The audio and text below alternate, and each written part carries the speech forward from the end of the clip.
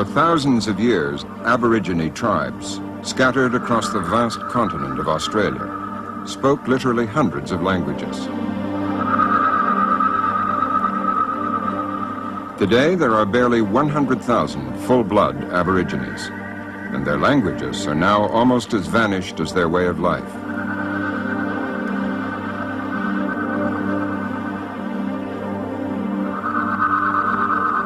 The English settlers who drove the Aborigines almost to extinction were themselves the outcasts of the world's first industrial society. This is the story of Cockneys and Australians, of English in exile.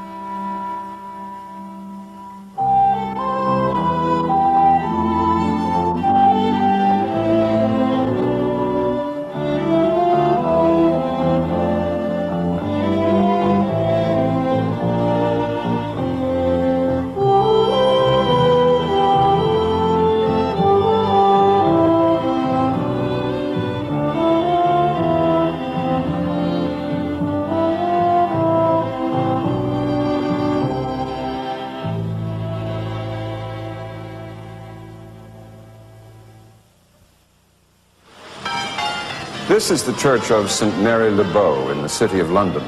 Traditionally, if you're born within the sound of its bells, you're a true Londoner.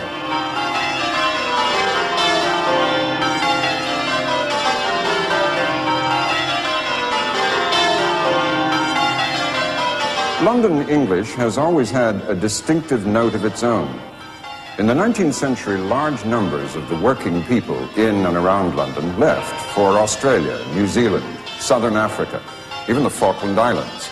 And to this day, these accents of English share a strong family likeness. In Victorian times, the London language was used by Sam Weller in Dickens' Pickwick Papers. It was the language of London street vendors and flower sellers, the most famous of whom was Eliza Doolittle in Shaw's Pygmalion. It was and is one of the most influential forms of English in our story, and it's the accent known round the world as Cockney.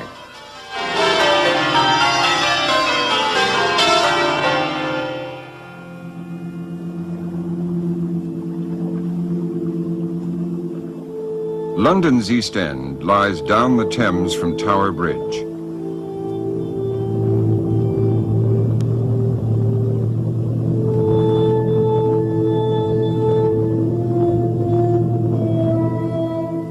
It's an area of docklands and slums. Traditionally, this is the home of poverty and crime, of Oliver Twist and Jack the Ripper.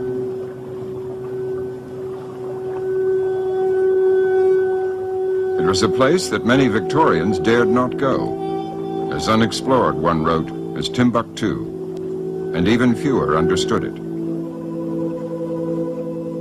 The East Enders themselves were simply looked down on as slum dwellers.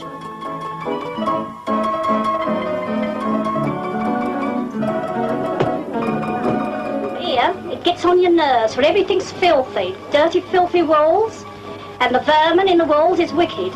Same with the passage, that's all the same on the crook. Cockney speech was scorned as bad or slovenly or slang. For outsiders, Cockneys were cheeky rascals with hearts of gold and a song on their lips.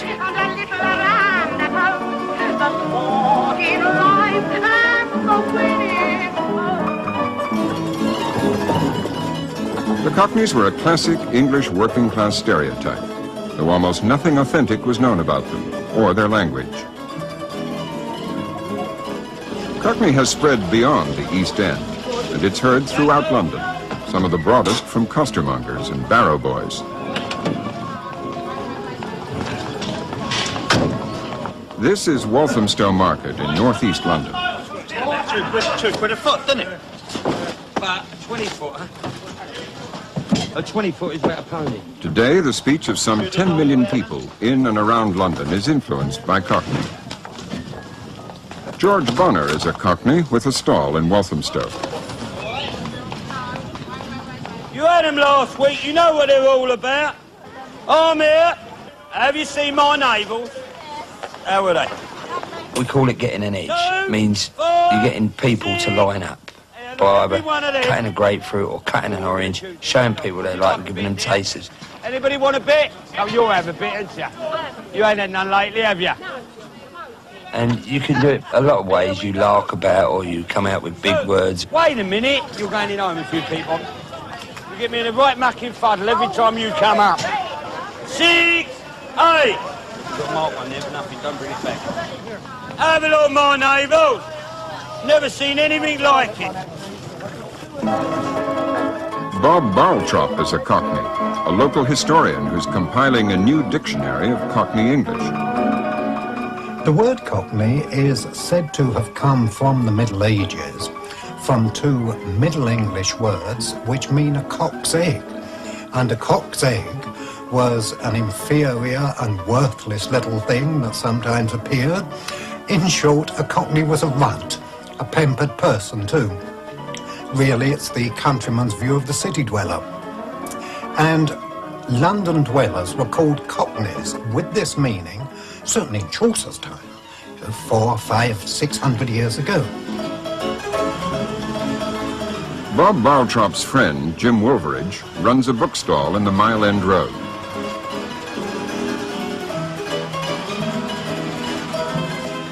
He's described his Stepney childhood in his autobiography, Ain't It Grand?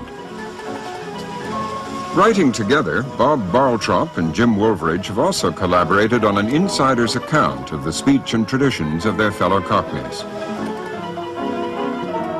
They called their book The Mother Tongue. They always shared the research and writing and used to hold their editorial conferences at Fred's Cafe, or in proper Cockney, Caff.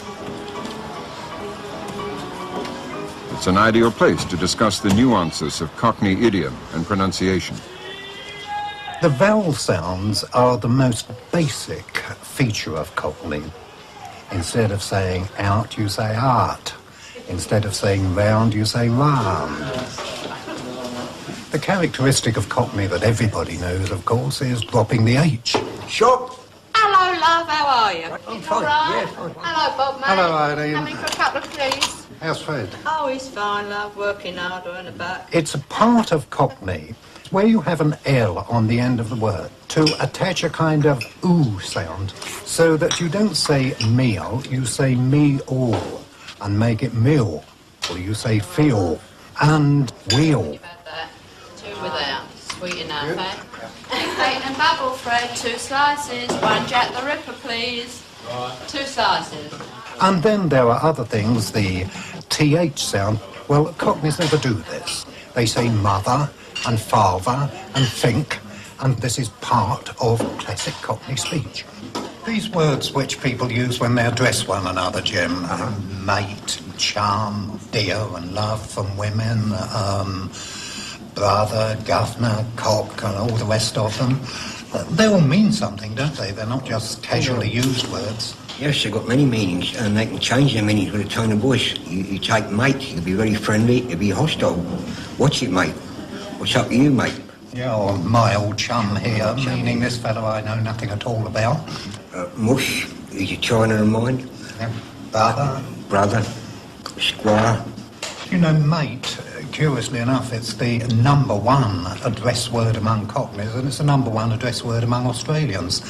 And they use a very big word to them. If there's anything that distinguishes the Cockney, it's his sheer enjoyment of words. He loves to stand them on end and make them jump through hoops and turn circles and this kind of thing. There's nothing better to a Cockney than to talk enjoyably, to talk colourfully, to use wonderful phrases. This is Cockney. Spitalfields Market has been at the centre of the Spitalfields Market has been at the centre of the Cockney tradition night and day for centuries. A favourite trick with the market traders here is Cockney rhyming slang. A wife is trouble and strife. A tit for is a hat, from tit for tat. Talk becomes rabbit and pork, which led to rabbiting on.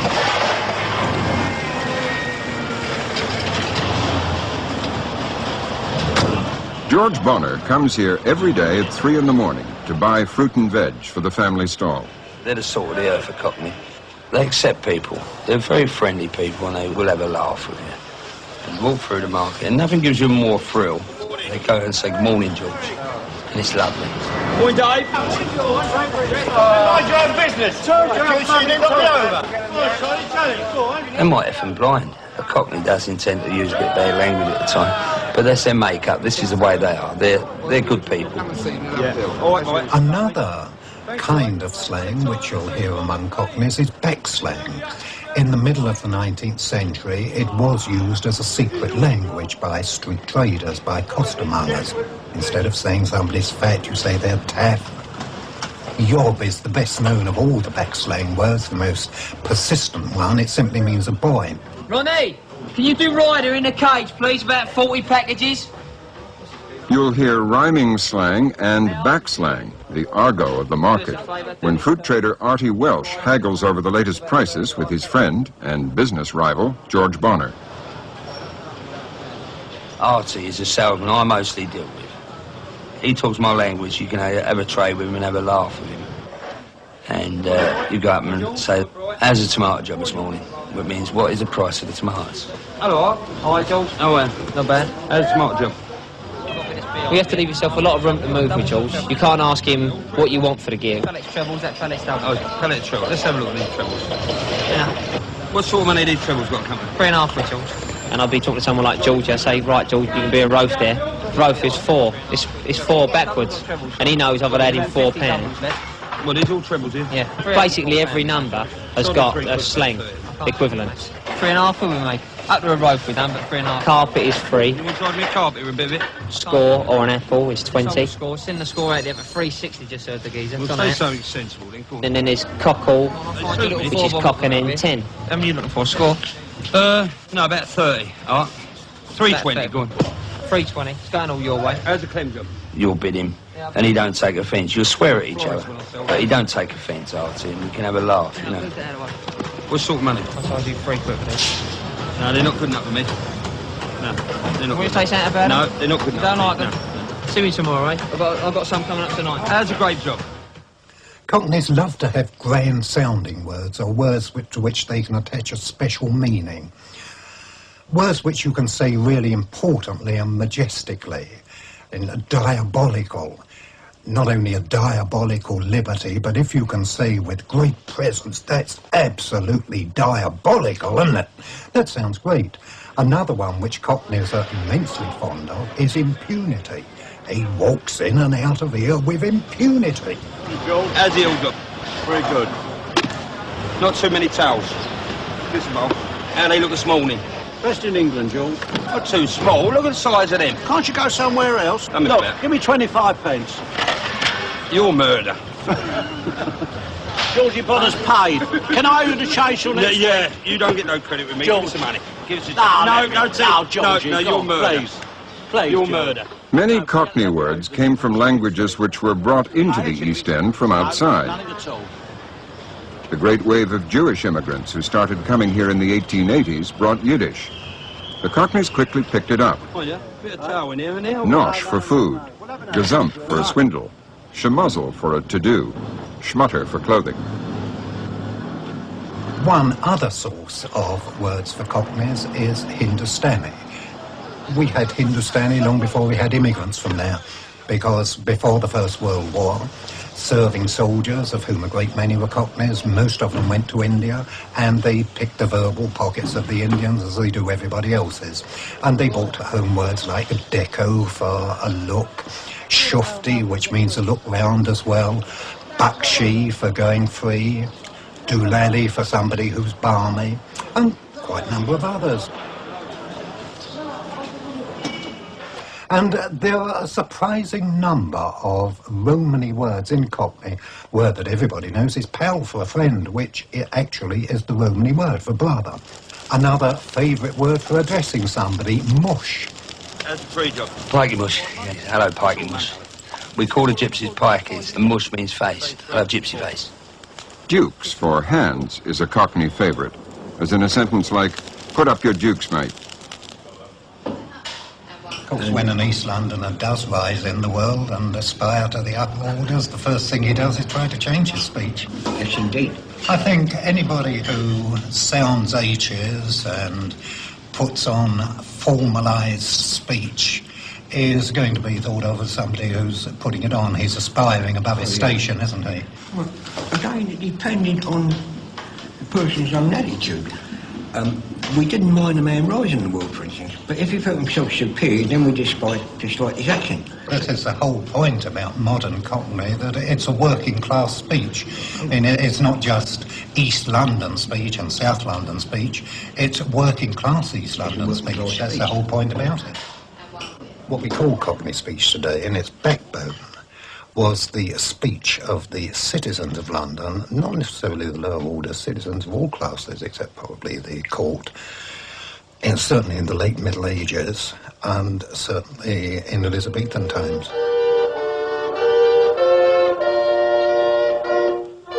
In Queen Elizabeth's reign, a London funeral director, Henry Machin, kept a diary.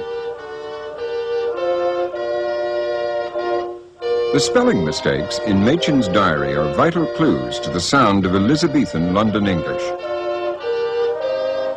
When Machin wrote half a hundred in red and white, this is his spelling of half. Describing a mugging, a man thrust between the ribs, this is his spelling of thrust. Henry Machin dropped H's off his words because he hardly ever heard the H's sounded.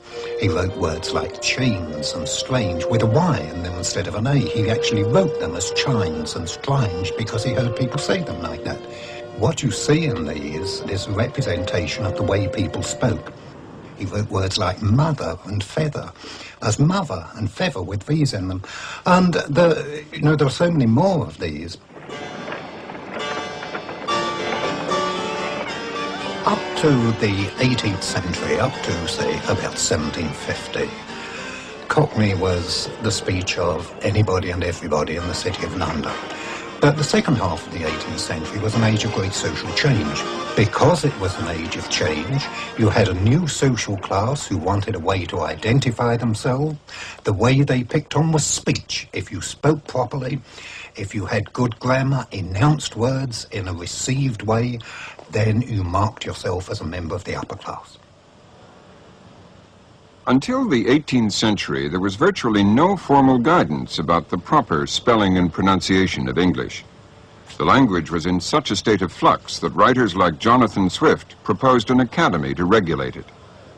It was not until Samuel Johnson started work on his dictionary in this house that what we now know as Standard English began to emerge. Before Dr. Johnson, writers like Jonathan Swift had warned that English was being corrupted, as they put it, by change.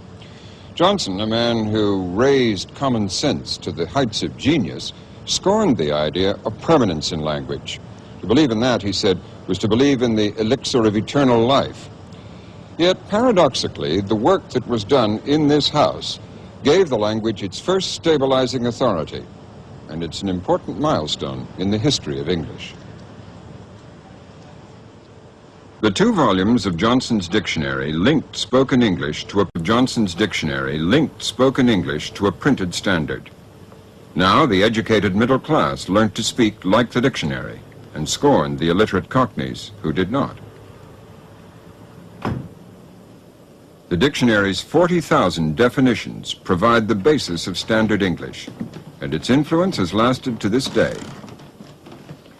Dr. Johnson treated English very practically as a living language, with words having many different shades of meaning. Some of his definitions are still miracles of clarity. For example, heart, the muscle which by its contraction and dilation propels the blood through the course of circulation. It is supposed in popular language to be the seat sometimes of courage, sometimes of affection. And some were famously idiosyncratic, like oats, a grain which in England is generally given to horses, but in Scotland supports the people. And describing his own efforts here, a lexicographer, a writer of dictionaries, a harmless drudge. When the harmless drudge had completed this immense labor, his biographer James Boswell remarked that single-handed he had conferred stability on the language of his country. After Johnson, Educated people would spell and pronounce words according to the dictionary. Half, not off. Thrust, not frust. Chain, not chine. And so Cockney, the speech which had been the honourable speech of the citizens of London, in a quite short space of time became the speech of the lower orders who lived in the dockside districts of East London.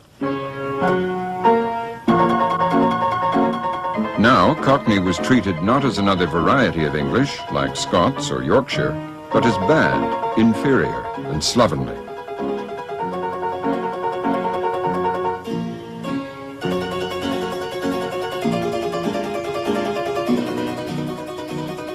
By Victorian times, accent and class were becoming synonymous. Speech, education, and advancement went together. To guarantee good English and a good future, parents would send their children away to school. The English public schools took boys from all over the country and gave them a standard English accent. With the right accent, the educated middle class became captains of industry, army and navy officers, imperial civil servants, lawyers, politicians, and even teachers who would pass their accents to the next generation. As this film of Winchester shows, these public school attitudes survived unchallenged into the 1960s. By then, the public school accent had become universally the English of radio commentators and television interviewers. Of course, a lot of people say that, a lot of people in the Labour Party think that the public schools should be abolished because they produce snobs. Do you think there's any truth in that at all? Anyone got any comment on that? To a certain extent, I think, yes. You do? Could you come forward a bit? In what way? Well, I think it helps to make class distinction all the greater if you get two so separate bodies as the grammar school and the public schools. I think somehow you ought to merge them together a bit. What do you think the answer will be? To compromise more in the future? Yes, I think you want to start slowly and not do it all at once. Yes. Do you think that will happen? Well, I think it may do. Yes. Depends on what happens in the government. Superficially, this is still unchanged. 20 years later, the right words and the right accent, a world away from Cockney, are still important for a successful career.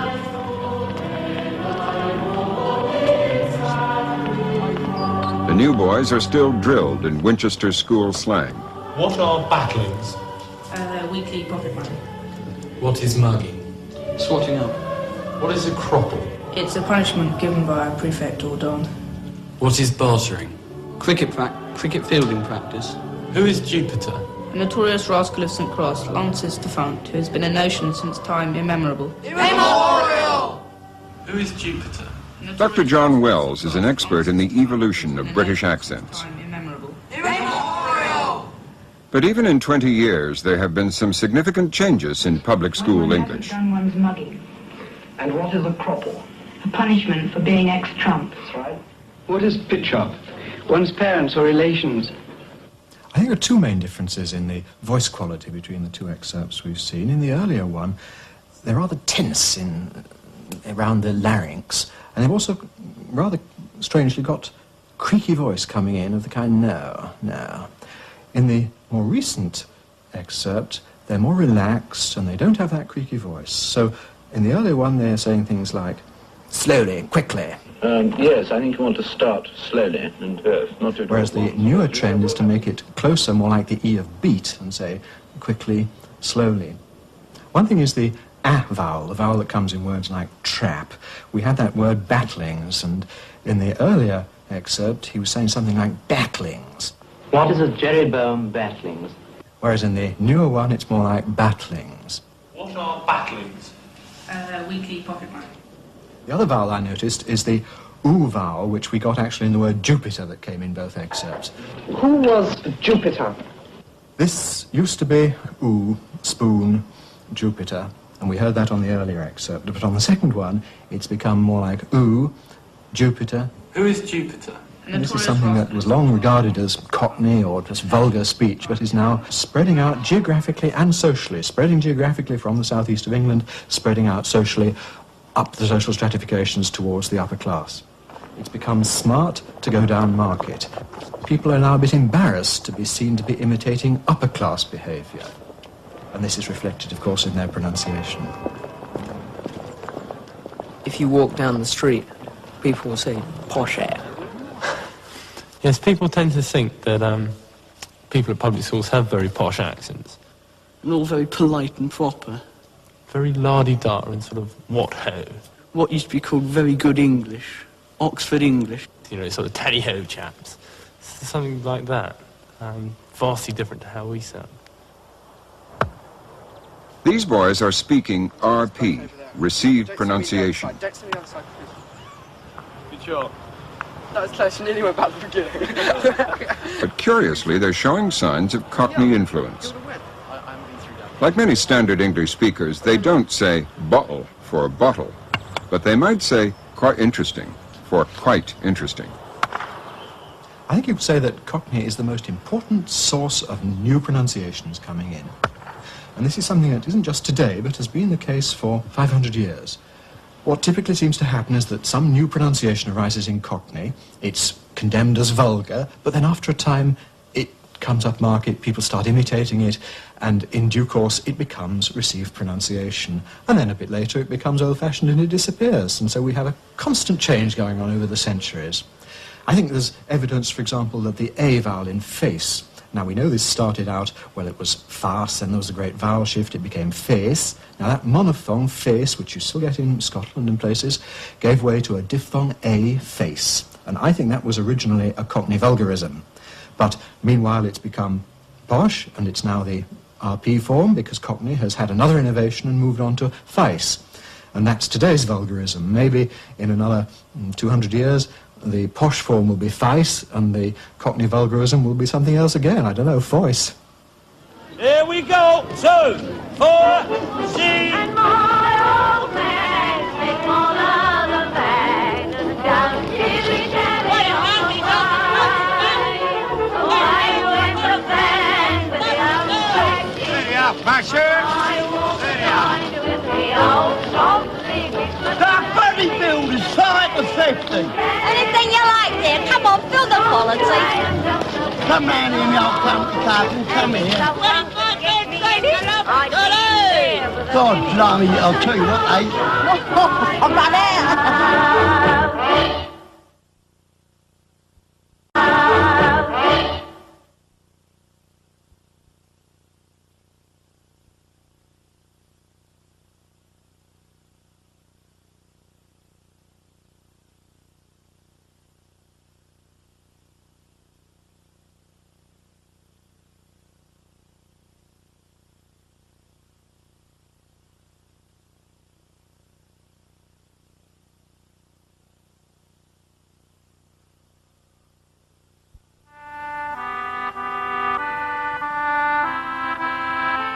200 years ago, the influence of Cockney began spreading in a more dramatic way.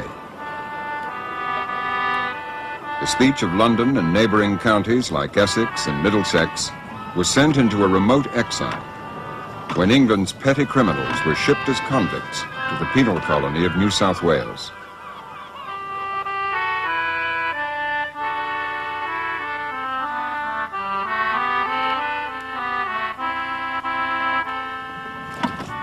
Old, unseaworthy ships, often dismasted, were moored in the rivers and estuaries and became floating prisons for people sentenced to transportation. They housed the petty criminals of industrial England before the long sea voyage to the prison colonies of Australia. There were many English voices on board, but the predominant one was from the London area. In fact, Cockneys accounted for more than 1/3 of the original generation of Australians.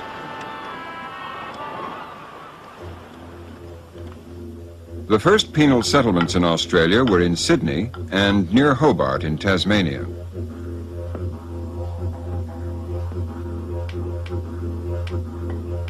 The convicts' new home was strange and exotic.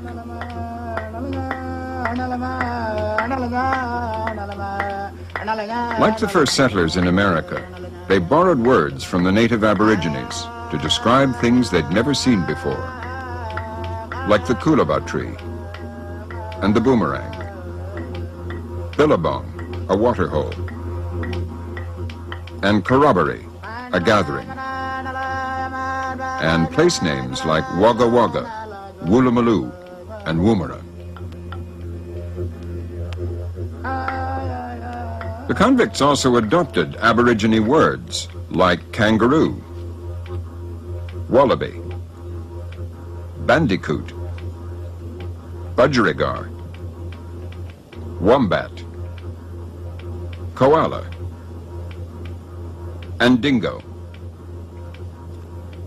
Convicts and Aborigines meeting for the first time communicated in Pidgin English. The Australianism walkabout is an early example of Pidgin English down under. Among the convicts, the first visitors to Australia noticed the dominating tones of London English. Australian linguist Professor John Bernard. The greatest number came from London and the counties immediately around London, so that naturally there's a big influence into Australian English from London forms of speech. This is most evident in the pronunciation. You have the broad A sound, which probably belongs in both dialects, and you do have some words and some word patterns like rhyming slang. The first Australians invented their own rhyming slang.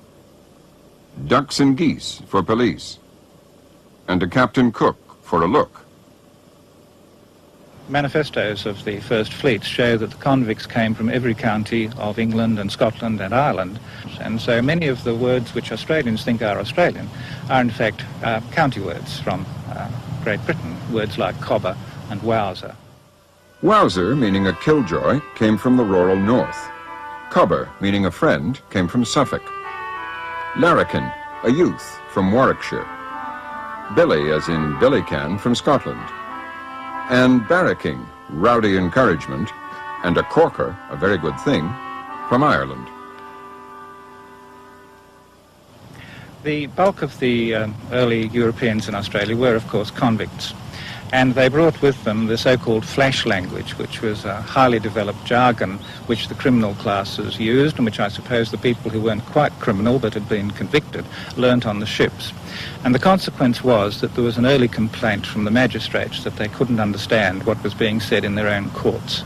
And Flash Jim Vaux, who managed to get himself transported 3 times, in 1812 wrote a short vocabulary of the flash language, ostensibly to help the magistrates. Yeah. With their ticket of leave, released convicts joined the pioneering free immigrants, drovers, stockmen, and graziers in the bush or the outback. With them went flash talk, words like swag and swagman. There once was a swagman camped by a billabong under the shade of a coolabah tree, and he sang as he watched his old Billy boiling, "Who'll come a waltzing Matilda with me? Waltzing Matilda, Matilda, me darling, who'll come a waltzing Matilda with me? Waltzing Matilda, leading a water bag, who'll come a waltzing Matilda with me?" The first squatters established huge sheep farms known as stations. Here, words like jumbuck for a sheep and tucker for food soon gave a distinctive flavor to Australian English. Hers is that jumbuck you got in your tucker bag, you better come a waltzing Matilda with me. Steady up, steady up, steady! Look, behind, behind. Waltzing Matilda and leading a water bag, who'll come a waltzing Matilda with me. Over. Down. Get out of here. Get out of here. Get out. George Hawker's ancestors were army officers who settled in Bungaree, north of Adelaide. Like the majority of Australian settlers, they came out as free colonists, but they quickly picked up the convicts' Australian vocabulary and accent. There was no convicts here and no convict labour, so all the settlers here were free. They originally camped about 4 miles to the east of here on what we call the Hutt River. The water there is brackish, so he cast around looking for freshwater and permanent water, which is what he found here. And he actually came and pitched camp here Christmas Day 1841.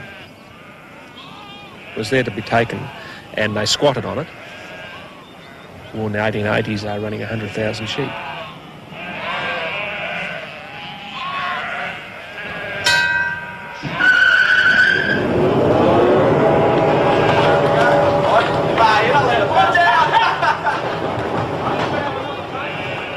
In Australia, unlike England or America, from Perth to Sydney, there is, roughly speaking, only one kind of accent.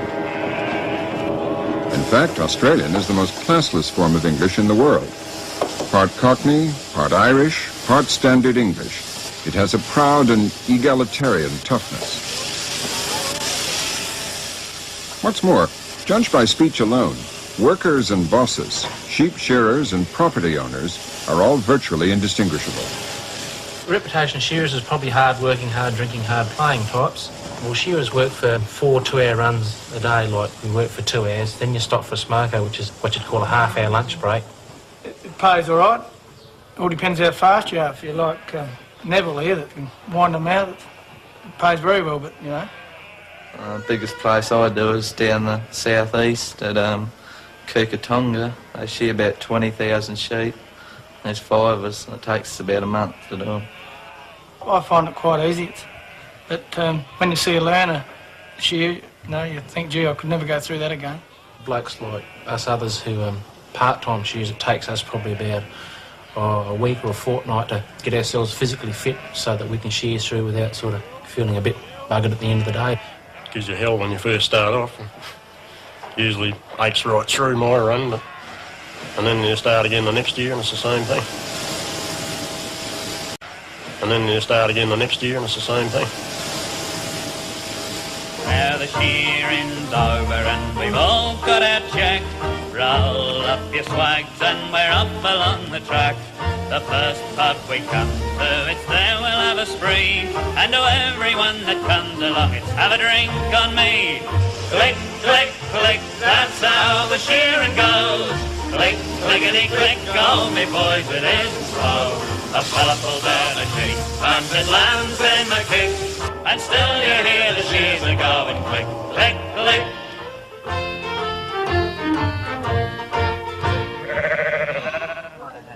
Today, some 90% of all Australians speak with unashamed Australian accents. But there's still an echo from colonial days. A minority, like George Hawker's aunt, Joan, still speak what's known as cultivated Australian. This is the closest to the standard middle-class speech of England. Our parents used to correct us as children. They would tell us if our vowels were incorrect, and I think I had passed that on to my children. I'm not finding it so easy to pass it on to the grandchildren. They are very much more Australian than I think we would like them to be. They seem to pick that up when they go to school. They pick up the very ugly Australian accent. But, as I say, if they're picked at enough, they may change. Well, I suppose it's my generation. I've been taught that that's not the way you should talk, that you should try and keep your vowels, well, much better, much more English than that rather harsh, unpleasant sound it is to my ears, and I think to a lot of my generation. Australian English evolved in the outback. But today, 80% of Australians live in the big cities, and the biggest is Sydney.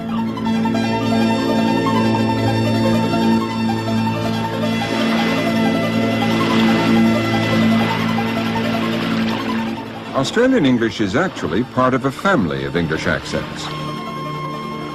And at Sydney's 18-foot yacht races, you can hear the crews speaking with all the accents of that family. Australia and New Zealand and South Africa were settled in what is roughly the same period, and from the point of view of the linguist, the same period. And there are great similarities between the three dialects. In South Africa, the white person became a managerial subject very quickly, and so South African English tends to climb towards the more prestigious varieties which are available. Australians and New Zealanders say that this kind of sailing can carry them faster than the wind. Crews from both countries have very similar accents. Even some locals can have difficulty telling them apart. Australia's Rob Brown is world champion 18-foot skipper. There has been known to be betting on these races. Officially there isn't. But Australians have been known to sort of bet on two flies calling up a window. The boats are very demanding boats to sail. It needs coordination between three people and split-second timing. You must be agile. I think they're the hardest boat in the world to sail. The New Zealand crew shares an almost identical pronunciation of a word like sail. We like to think that they're about the fastest boat in the world that can actually sail around a racing course in all conditions. The sails are so large that any little puff of wind they want to tip over. It's a bit like walking a tightrope, really. What separates them is the fact that New Zealand had a greater feeling of identity with the old country than Australia did, where, of course, alienation begins with the convicts. And so you get the same base, but then it points off in different directions. How are you, mate? How are you, mate? John Bernard likes to measure the nuances of the Australian accent scientifically. He plots the rhythms of Australian speech and says that despite its Cockney beginnings, much of Australian English is unique. How are you, mate? There are many differences between London English and Australian English. How are you, mate? In general, Australians sound the H. If you regard the dropping of an H as a Cockney feature, then this is a difference between Cockney and Australian English. How are you, mate? How are you, mate? The Australian dialect doesn't have the glottal stop. That's the sound in the pronunciation like bottle. The whole range of ordinary vowels in Australian English take a set of values which are different from those in Cockney. This situation has been confirmed by studies of lip movement, some in the course of an X-ray analysis of the vocal mechanism. Can you grimace now? And some by high-speed photography, which shows the front of the face and the side of the face at the same time. Cheen. George. It would not be true to say that Australians don't open their lips at all, but it would be true, I think, on present evidence, to say that they open them less than some emphatic British speakers. Sir. Sue. This distinctive Australian accent, like its Cockney ancestor, was despised for generations. Cultivated Australians were often ashamed of their speech. The Australian opera